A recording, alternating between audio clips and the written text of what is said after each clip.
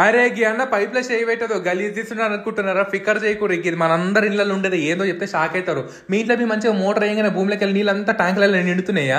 అందులో నిండే ఆ పైపులలో జమ అయితే చూడండి, గదే సాల్ట్ అన్నట్టు. దీనివల్ల అయితే దునియా బారికే ప్రాబ్లమ్స్ ఉన్నాయి. ఒక 4-5 ఎగ్జాంపుల్స్ ఇస్తే మీరే రిలేట్ అవుతారు చూడండి. మీ కొత్త వాషింగ్ మిషన్ ఖరాబ్ అవుతుందా? ఈ గీజర్ అంతా జంక్ పడుతుందా? మీరు మంచిగా ఏమంటారు, బట్టలన్నీ పికిలిపోతున్నాయి, ఆ జుట్టు రాలిపోతుందా, ముఖం నల్లగవుతుందా, లక్షలు లక్షలు పెట్టుకొని మనం టైల్స్ వేయించుకుంటాం, బాత్రూమ్లు అంతా ఇట్లా పేలిపోతున్నాయా?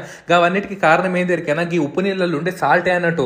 దానివల్ల చాలా చాలా ప్రాబ్లమ్స్ వస్తాయి. మరి ఇవన్నిటికి సొల్యూషన్ లేదా అంటే ఎందుకు లేదు, పర్ఫెక్ట్ సొల్యూషన్ ఉంది. మనకైతే హిమాలయలోది ఎలక్ట్రిక్ వాటర్ కండిషనర్ ఉంది అన్నట్టు. చాలా చాలా ఈజీ మెయింటెనెన్స్. మీ హోమ్ పర్పస్ అయినా కమర్షియల్ పర్పస్ అయినా మీ కెపాసిటీ బట్టి పెట్టుకోవచ్చు అన్నట్టు. చాలా చాలా ఈజీ మెయింటెనెన్స్. వాళ్ళకి ఒక్కసారిగా కాల్ చేసారు అనుకోని వాళ్ళు వచ్చి ఫిట్ చేసిపోతారు. ఇది ఎంత ఈకో ఫ్రెండ్లీ కూడా ఉంటుంది కాబట్టి మనకి ఏం ప్రాబ్లం ఉండదు. చాలా చాలా ఈజీ మెయింటెనెన్స్ ఉంటుంది కాబట్టి పెద్ద ప్రాబ్లం కూడా ఉండదు. మరి మీరు గిన్ని లక్షలు లక్షలు పెట్టి కొనుక్కున్నప్పుడు వాడిని కాపాడుకోవాలంటే ఏం చేయాలి? ఇట్లాంటి ఫిట్ చేయించుకోవాలి.